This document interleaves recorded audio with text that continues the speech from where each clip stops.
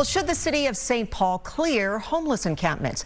That's the back and forth at City Hall this month. The city says the clearings are necessary for public health and safety, citing some 800 calls for service to camps in the last year. Fox 9's Emily Pofahl is live in St. Paul tonight. And Emily, you spoke with a nonprofit leader who says these clearings are actually a bad idea. Right, so the nonprofit is called Rising Waters, and they say that, yes, ideally people would be in stable housing, not living outside, but they also say that that's not the reality, right? They say that some people living in homeless encampments will choose to forego going to a shelter, and so they say having those people actually in those encampments makes it easier for outreach groups to get them the help that they need. Closing it now does not mean people won't get frostbite. It means that we might not know that they get frostbite.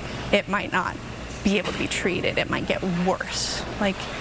I see the outcomes being drastically worse because of this decision for individual people and for the population of unhoused people in St. Paul as a whole.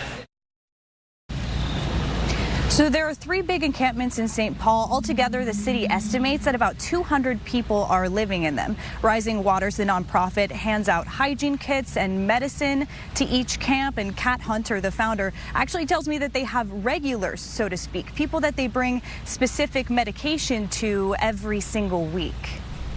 Well, Emily, the city is allocating extra money, extra resources to homeless shelters with these upcoming closures. Tell us about that.